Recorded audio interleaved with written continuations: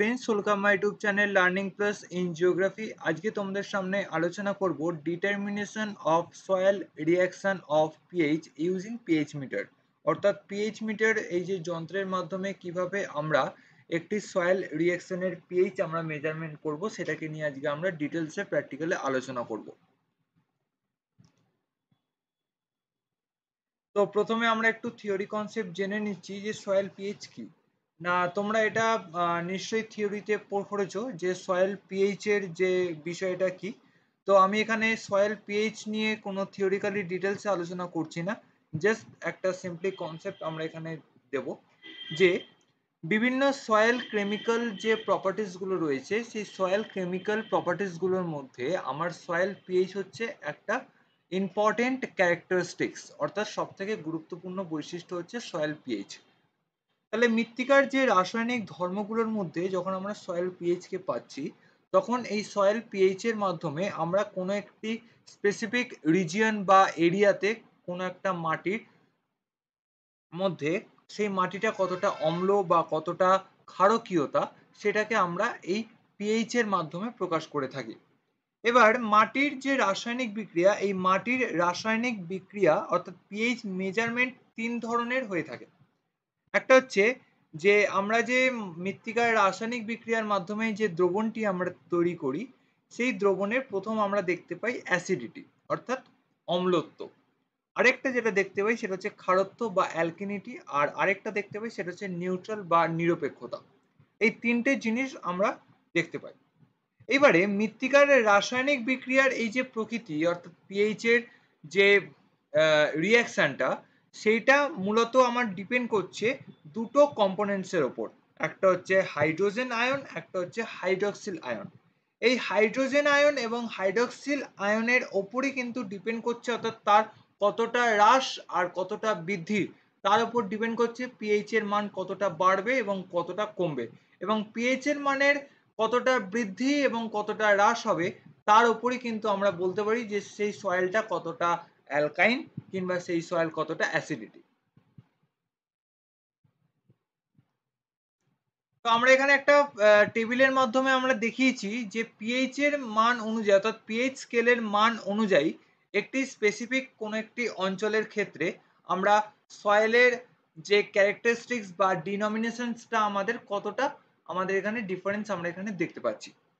না, যদি আমরা সয়েলের যদি আমরা পিএইচ এর ভ্যালু যদি দেখি, অর্থাৎ যদি পিএইচ এর ভ্যালু যদি আমার 7-এর বেশি থাকে, তাহলে সেটা হচ্ছে আমার অত্যাধিক ক্ষারকীয় প্রকৃতির বা অ্যালকিনিটি। আর যদি আমার 7-এর কম হয়, তাহলে আমি দেখতে পাচ্ছি সেই সয়েলটা হচ্ছে আমার অ্যাসিডিটি বা অনেকটা অম্লত্ব বিশিষ্ট। এবার এইবারে আমরা কিভাবে আমরা এই 7-এর মান বেশি আমরা বুঝবো আর কিভাবে 7-এর মান কম আমরা বুঝবো।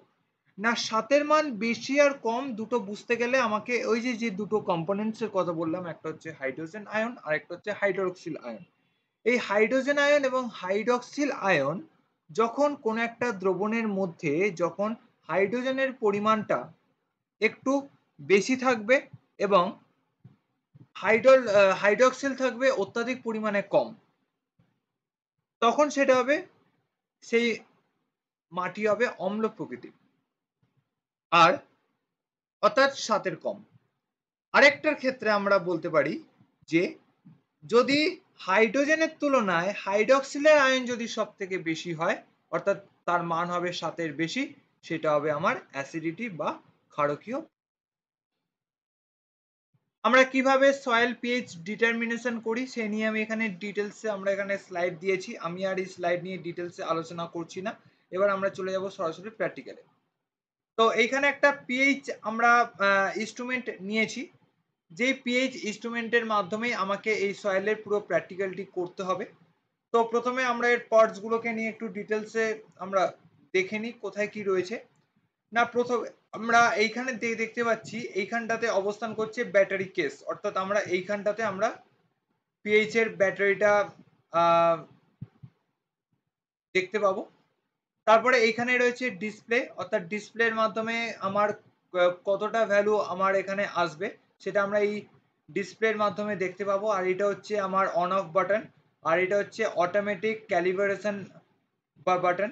আর এইখানে রয়েছে আমার ইলেকট্রোড প্রোটেক্টিভ ক্যাপ, অর্থাৎ এইটাকেই আমরা কি করব না একটা যেই কেমিক্যাল যে সলিউশনটা বানাবো তার উপর আমরা ডুবিয়ে দেবো, এবং এই যে যেই অংশটুকু ডোবাবো সেটা হচ্ছে এই অংশটুকু, অর্থাৎ এই ইলেকট্রোড প্রোটেক্টিভ ক্যাপের এই অংশটুকু আমরা যদি সেই সলিউশনের মধ্যে যদি আমরা ডুবিয়ে দিই তাহলে কিন্তু আমরা অটোমেটিকলি পিএইচ ভ্যালু আমাদের এই ডিসপ্লে স্লাইডে কিন্তু আমরা এখানে দেখতে পাবো।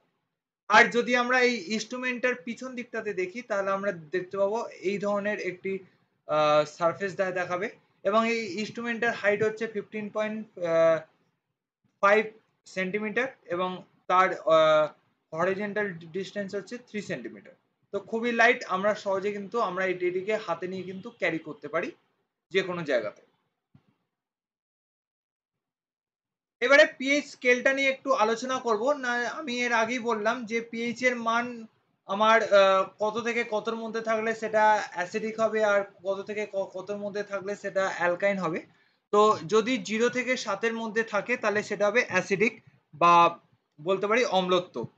এখানে অ্যাসিডিক বা অম্লত্ব কি করে হচ্ছে, যদি হাইড্রোক্সিল আয়নের থেকে যদি হাইড্রোজেন আয়ন যদি সব থেকে বেশি হয় তাহলে সেক্ষেত্রে সেটা হবে আমার অ্যাসিডিটি, এবং 7 থেকে 14 যদি আমার ভ্যালু থাকে তাহলে সেটা হবে অ্যালকাইন বা ক্ষারত্ব, অর্থাৎ হাইড্রোজেনের তুলনায় যদি হাইড্রোক্সিলের আয়নের পরিমাণ যদি সব থেকে বেশি থাকে তাহলে সেটা হবে অত্যাধিক ক্ষারত্ব বা অ্যালকিনিটি। আর যদি দুটোই যদি আমার সেম হয়, অর্থাৎ হাইড্রোজেন আয়ন এবং হাইড্রোক্সিল আয়নের পরিমাণ দুটোই যদি আমার সমান হয় তাহলে আমরা সেই অংশটাকে বলতে পারি আমরা যে নিরপেক্ষ বা নিউট্রাল, অর্থাৎ আমার যদি এখানে ভ্যালু যদি 7 আসে তাহলে সেটা হচ্ছে আমার নিউট্রাল।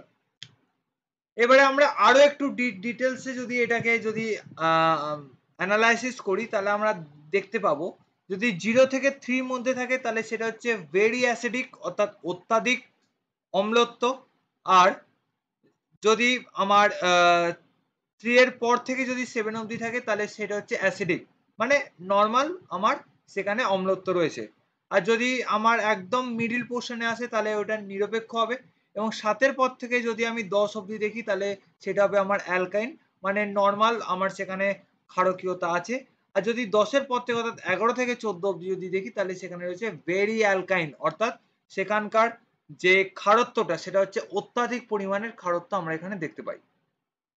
টেবিল দিয়েছি সেটা হচ্ছে সয়েল পিএইচ এর বিভিন্ন স্কেলের ওপর ডিপেন্ড করে আমার প্লান্ট গ্রোথের কন্ডিশন কিভাবে হচ্ছে সেটাকে আমরা এখানে দেখিয়েছি। অর্থাৎ এখানে আমার সয়েল পিএইচ স্কেলের আমার যতটা ভ্যালু আস্তে আস্তে পরিবর্তন হবে, আমার প্লান্ট গ্রোথের কন্ডিশনও কিন্তু আমার ধীরে ধীরে চেঞ্জ হবে, সেটাকে আমরা এই চার্টের মাধ্যমে এখানে দেখানোর চেষ্টা করেছি। তারপরে আমরা আলোচনা করব যে সয়েল পিএইচ ইনস্ট্রুমেন্ট আমাদের কত রকমের হয়ে থাকে।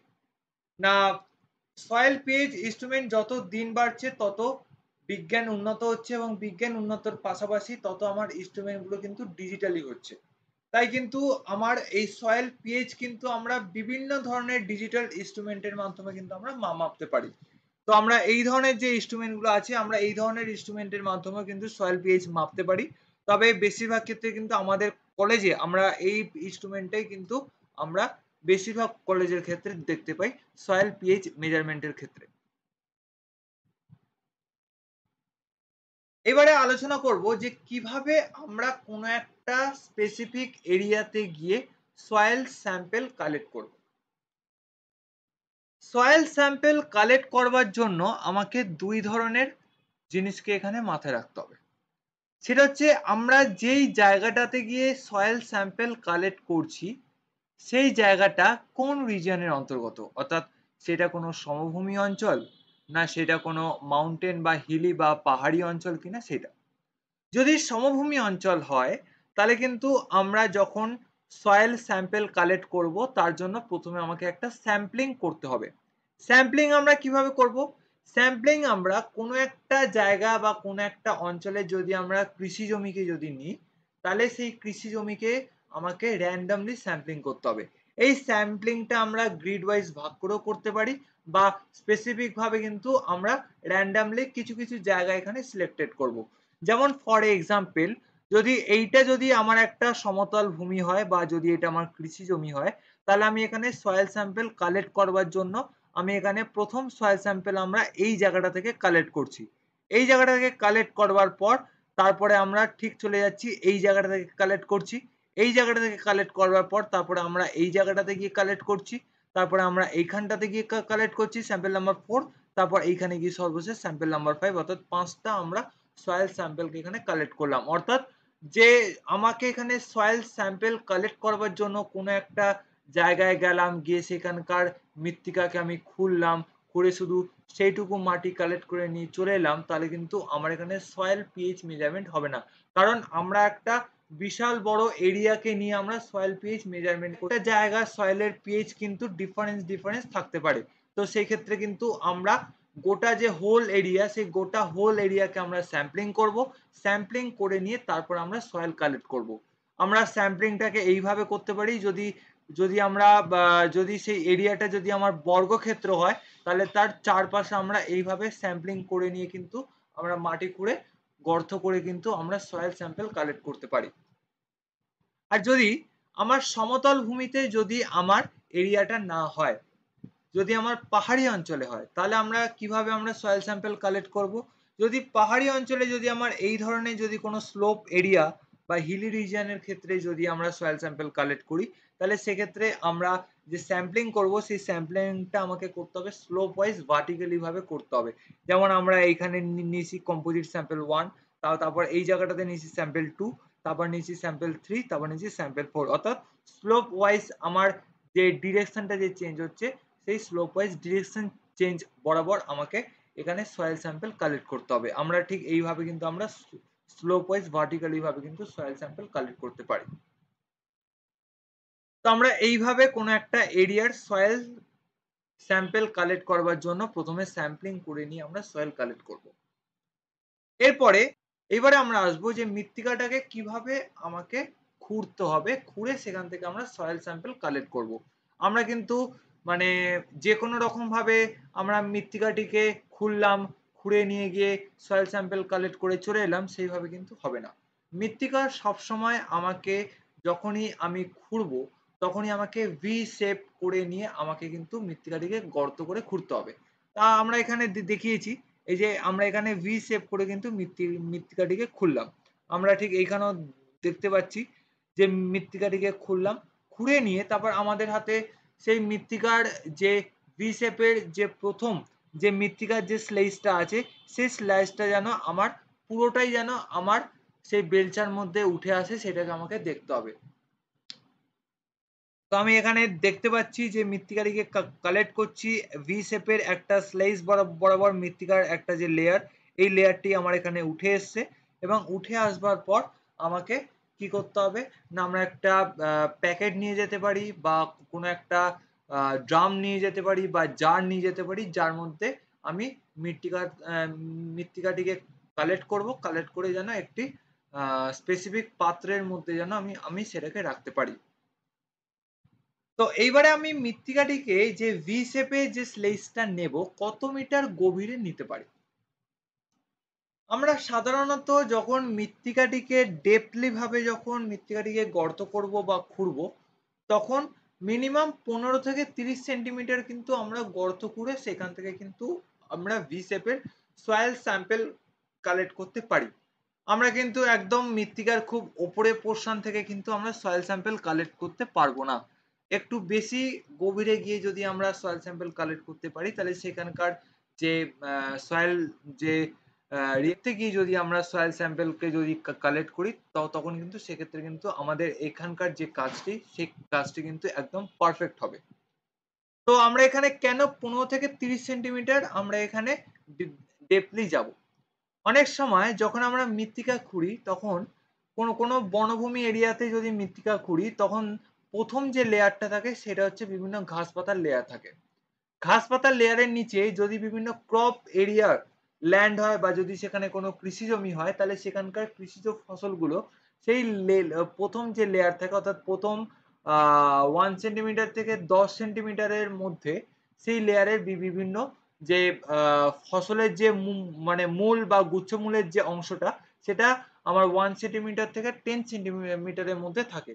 তো সবসময় আমরা সয়েল কালেক্ট করব আমরা 1 সেন্টিমিটার টু 30 সেন্টিমিটার বা 15 সেন্টিমিটার থেকে 30 সেন্টিমিটার এইরকম একটা ডেপথের মধ্যে আমরা সেটাকে গভীরে গিয়ে খুঁড়বো, খুঁড়ে নিয়ে গিয়ে সেখান থেকে আমরা ভি শেপ আকারে কিন্তু স্লাইস করে কিন্তু আমরা সয়েল কালেক্ট করব, যেভাবে চিত্রে এখানে দেখানো হয়েছে। তো এইবারে আমরা তো সয়েল স্যাম্পেল কালেক্ট করব। তো সয়েল স্যাম্পেল কালেক্ট করবার জন্য কি কি প্রসিডিউর বা কি কি মেথডস এখানে রয়েছে? না, প্রথমে রয়েছে যে প্রথমে আমাকে কিছু ইকুইপমেন্ট নিতে হবে বা কিছু যন্ত্রপাতি নিতে হবে, যেই যন্ত্রপাতির মাধ্যমে আমরা মৃত্তিকাটিকে গভীরভাবে খুঁড়তে পারি। তো আমি এখানে বেশ কিছু ইকুইপমেন্ট আমি এখানে নিয়ে নিলাম। নিয়ে নেওয়ার পর আমাকে কি করতে হবে না, যেই জায়গাটাতে গিয়ে আমরা সয়েল স্যাম্পল কালেক্ট করব সেই জায়গাটাকে গিয়ে আমাকে আইডেন্টিফাই করতে হবে। তো আমি সেখানে আইডেন্টিফাই করলাম যে আমার এইটি বনভূমি আছে, এই বনভূমিতে আমরা সয়েল স্যাম্পল কালেক্ট করব।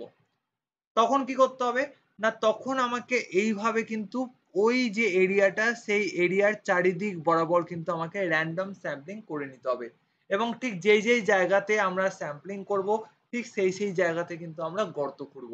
হয়তো সেই গর্তটা যদি আমার প্রায় অনেক বেশি যদি জায়গা জুড়ে হয় তখন সেখানে আমরা মিনিমাম 10 থেকে 15 খানা গর্ত করতে পারি, বা যদি আমার কোনো একটা ছোট এরিয়া হয় তাহলে সেখানে মিনিমাম 6 থেকে 7টা গর্তের মাধ্যমে আমরা এখানে স্যাম্পলিং করে নিতে পারি।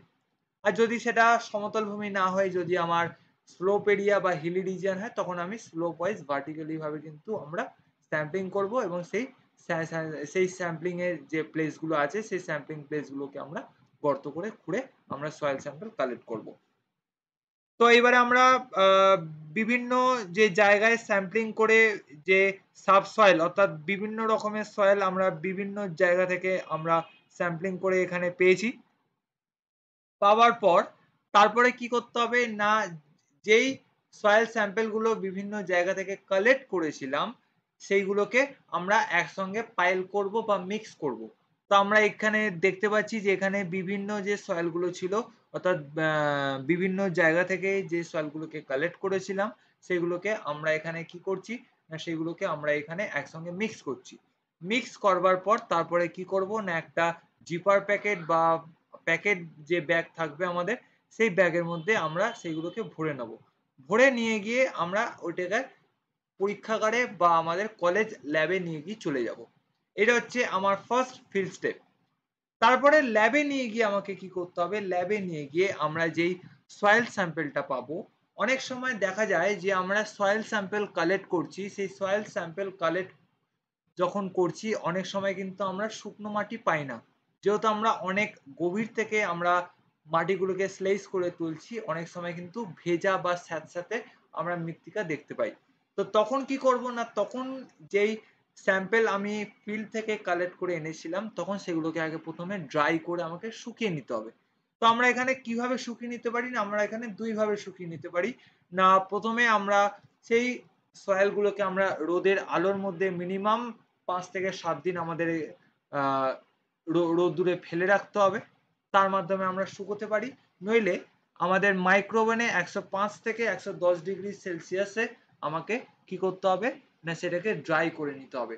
ড্রাই করে নেওয়ার পর তারপরে যে সয়েলটা আমরা পাবো সেই সয়েলকে আমরা কি করব না, চালনির মাধ্যমে কিন্তু আমাদের চেলে নিতে হবে, এবং চেলে নেওয়ার পর যে অনেক সময় আমাদের সয়েল স্যাম্পল কালেক্ট করবার সময় কিন্তু বিভিন্ন নুড়ি কাঁকড় কিংবা অনেক সময় গাছের শিকড় অনেক সময় আমাদের এই স্যাম্পলের মধ্যে চলে আসে। তখন কি করব, সেই চালনির মাধ্যমে আমরা চেলে নেব, চেলে নিয়ে আমাদের স্পেসিফিক যে সয়েলটা পাবো সেই সয়েলটাকেই আমরা এখানে নেব। তো আমরা এইভাবে সয়েল স্যাম্পল কালেক্ট করলাম। কালেক্ট করবার পর এইবারে আমরা পিএইচ মেজারমেন্ট করব। তো এতক্ষণ আমি আলোচনা করলাম কিভাবে ফিল্ড থেকে গিয়ে কি কি প্রসেসে আমরা সয়েল কালেক্ট করলাম। এবারে আসবো পিএইচ মেজারমেন্ট। তো পিএইচ মেজারমেন্টের ক্ষেত্রে আমাকে এখানে বেশ কিছু আইটেমস এর দরকার। কি কি? প্রথমে হচ্ছে 50 ml distil water, 5 gram soil, bloating paper, test tube and pH metre instrument, এই পাঁচটি আমাকে মিনিমাম, এই পাঁচটি আইটেমস আমাকে রাখতে হবে, এবং এইগুলো যদি না থাকে তাহলে কিন্তু আমরা সয়েল পিএইচ মেজারমেন্ট করতে পারবো না।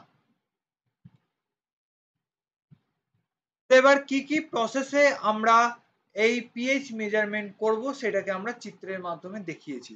যেহেতু এই ভিডিওতে যন্ত্রাংশের মাধ্যমে পুরো সমগ্র প্র্যাকটিক্যালিটি দেখানো সম্ভব হচ্ছে না, তাই চিত্রের মাধ্যমে আমি পুরো বিষয়টাকে এখানে তোমাদের সামনে বোঝানোর চেষ্টা করেছি। প্রথমে আমরা কি করলাম না, স্যাম্পলিং এর মাধ্যমে এরিয়াতে গিয়ে আমরা সয়েল কালেক্ট করলাম। কালেক্ট করবার পর সেকেন্ড স্টেপে আমরা প্রত্যেকটা যে সাবসয়েলস গুলো পেয়েছি, অর্থাৎ প্রত্যেকটা যে ডিফারেন্ট প্লেসের স্যাম্পলিং করে যে সয়েলস গুলো পেয়েছি, সেই সয়েলস গুলোকে আমরা এখানে আলাদা আলাদা করে রেখেছি। রাখার পর আমরা কি করলাম, এটাকে শুকিয়ে নিলাম।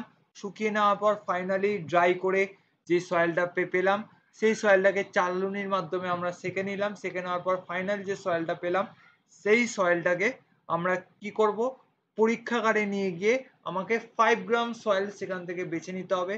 যখনই আমরা এই সয়েলগুলোকে নেব তখনই কিন্তু আমাকে মেপে নিতে হবে, যেন আমি 5 গ্রাম সয়েল এখানে বলেছি মানে 5 গ্রামই সয়েল নিতে হবে, 5 গ্রামের থেকে যেন বেশিও না হয়, 5 গ্রামের থেকে কিন্তু কম না হয়। যদি আমার এই সয়েল এবং ওয়াটার দুটোর যদি পরিমাণ যদি আমার হেরফের হয়, তাহলে কিন্তু আমার পিএইচ মিটার মেজারমেন্টের ক্ষেত্রে কিন্তু অনেক সময় ভুল কিন্তু মেজারমেন্ট হয়ে যেতে পারে। তো আমি সবসময় বলবো 5 গ্রাম সয়েল এবং 15 ml ডিস্টিল ওয়াটার সবসময় মেপে নিয়ে কিন্তু আমাকে পুরো প্র্যাকটিক্যালটি করতে হবে। তো আমি এখানে যেই চালনির মাধ্যমে সেকে নিয়ে যে সয়েলটা পেয়েছিলাম, সেখান থেকে 5 গ্রাম সয়েলকে আমরা এখানে একটি পাত্রের মধ্যে নিয়ে নেব। নিয়ে নেওয়ার পর আমরা সেই সেই যে পাত্রের মধ্যে বা জারের মধ্যে যে সয়েলটিকে নিয়েছিলাম 5 গ্রাম সয়েলে, তাকে আমরা কি করব, 50 ml আমরা যে ডিস্টিল ওয়াটার, সেই ডিস্টিল ওয়াটারকে আমরা এখানে ঢেলে দেবো। ঢেলে দেওয়ার পর একটি গ্লাস রড থাকবে, সেই গ্লাস রডের মাধ্যমে ভালো করে যে আমার দ্রবণটি যেটা আমার তৈরি হবে সেটাকে আমরা ভালো করে গুলিয়ে আমরা দ্রবণটিকে এখানে ভালো মতো বানিয়ে নেব। বানিয়ে নেওয়ার পর আমরা এখানে ফিল্টার পেপার বা ব্লটিং পেপারের মাধ্যমে আমরা পুরো যে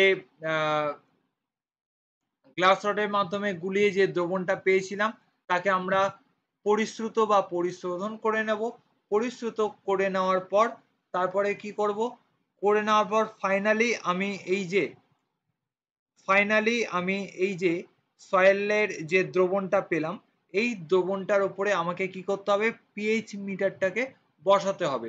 ঠিক যেভাবে বললাম পিএইচ মিটারটাকে বসাতে, অর্থাৎ ইলেকট্রড যে অংশটা আছে, সেই ইলেকট্রড ক্যাপটাকে আমাকে পুরোপুরি আমাকে সেই দ্রবণের উপর ডুবিয়ে দিতে হবে। অর্থাৎ এই যে এইভাবে আমরা পুরো দ্রবণটাকে কিন্তু পুরো দ্রবণের মধ্যে আমরা এইভাবে ডুবিয়ে দিতে পারি। এবং ডুবিয়ে দেওয়ার পর কি করব, সেখানে আমার অন অফ এর যে বাটনটা আছে, সেই বাটনটাকে আমরা ওখানে অন করব। অন করে নেওয়ার পর আমার এখানে একটি ভ্যালু আসবে, ডিসপ্লে স্লাইডে আমার একটি ভ্যালু আসবে। যেই ভ্যালুটা আসবে সেই ভ্যালুটাই হচ্ছে আমার এখানে পিএইচ ভ্যালু। তো আমি এখানে দেখতে পাচ্ছি যে আমার এখানে যে সলিউশনটা তৈরি হয়েছিল, সেই সলিউশনের উপর যদি পিএইচ মিটারটাকে আমি পুরোপুরি এখানে ডুবিয়ে দিলাম, ডুবিয়ে দেওয়ার পর আমার এখানে পিএইচ এর মান এসছে 8.9। তো তারপরে আমরা কি করব, তারপরে আমরা একটি ফিল্ড বুক বানিয়ে নেব, যেভাবে আমরা আগে ফিল্ড বুক বানিয়েছি। তো আমরা এখানে ফিল্ড বুক বানিয়ে নিলাম। field book on determination of soil pH by the instrument of pH meter, যেখানে place, date, time, survey roll number, instrument number এইগুলো থাকবে। তারপর আমরা এখানে একটা টেবিল বানিয়ে নেব, যেখানে থাকবে স্যাম্পল আইডি নাম্বার, তারপর থাকবে টেম্পারেচার, তারপর থাকবে পিএইচ ভ্যালু, তারপর থাকবে রিমার্কস। এবারে আমরা যেহেতু আমরা একটা স্যাম্পল আইডি এখানে কালেক্ট করেছিলাম, কোনো একটা এরিয়ার ডিফারেন্ট প্লেসের স্যাম্পলিং যদি আমি কালেক্ট করি তাহলে সেটা হবে স্যাম্পল আইডি। যদি আমরা বিভিন্ন জায়গা থেকে গিয়ে যদি স্যাম্পলিং এর মাধ্যমে যদি স্যাম্পল আইডি কালেক্ট করি, তখন সেক্ষেত্রে কিন্তু স্যাম্পল আইডি 1 2 3 হবে। তো এবার টেম্পারেচারটা সবসময় আমাদের আমরা যেই জায়গাটাতে গিয়ে বা যেই ল্যাবের মধ্যে আমরা সম্পূর্ণ প্র্যাকটিক্যালটি করছি, সেই এরিয়ার টেম্পারেচারটা আমার চাই। যদি তোমরা কলেজের প্র্যাকটিক্যাল ল্যাবে গিয়ে যদি এই সয়েল পিএইচ এর প্র্যাকটিক্যালটা করো, তখন সেক্ষেত্রে থার্মোমিটারের মাধ্যমে মেপে নেবে যে সেই সময় তোমাদের কলেজের ল্যাবের টেম্পারেচারটা কত ছিল, এবং মেপে নিয়ে যে ভ্যালুটা আসবে সেই ভ্যালুটাকে আমার টেম্পারেচারের যে কোলনটা আছে সেখানে বসিয়ে নিতে হবে। তো আমি এখানে পেয়েছি যে 28 ডিগ্রি সেলসিয়াস এসেছে। আসবার পর পিএইচ ভ্যালু, অর্থাৎ পিএইচ ভ্যালু আমি এখানে যে পিএইচ মিটার ডুবিয়ে আমি এখানে যে ভ্যালুটা পেয়েছি 8.9, সেটাকেই কি করব না সেটাকে আমাকে এখানে পিএইচ ভ্যালুতে বসিয়ে নিতে হবে। বসিয়ে নেওয়ার পর এখানে একটা রিমার্কস লিখতে হবে। রিমার্কসটা কি, রিমার্কসটা আমি আগের থিওরিতে আলোচনা করলাম যে সয়েল পিএইচ স্কেল, সেই সয়েল পিএইচ স্কেল অনুযায়ী প্রত্যেকটা ভ্যালু ওয়াইজ কিন্তু আমার এখানে সয়েলের কন্ডিশন কিন্তু চেঞ্জ হবে। তো আমি এখানে দেখতে পাচ্ছি যে পিএইচ ভ্যালু এসছে 8.9, অর্থাৎ আমার 7-এর থেকে বেশি, তাহলে আমার ক্ষারত্ব বা ক্ষারকীয় প্রকৃতির। তাই আমরা এখানে লিখেছি যে অ্যালকাইন সয়েল কন্ডিশন। তো এইভাবে আমরা সম্পূর্ণ পিএইচ মিটার ইনস্ট্রুমেন্টের মাধ্যমে কোনো একটা স্পেসিফিক এরিয়ার আমরা সয়েলের পিএইচ কে মেজারমেন্ট করতে পারি।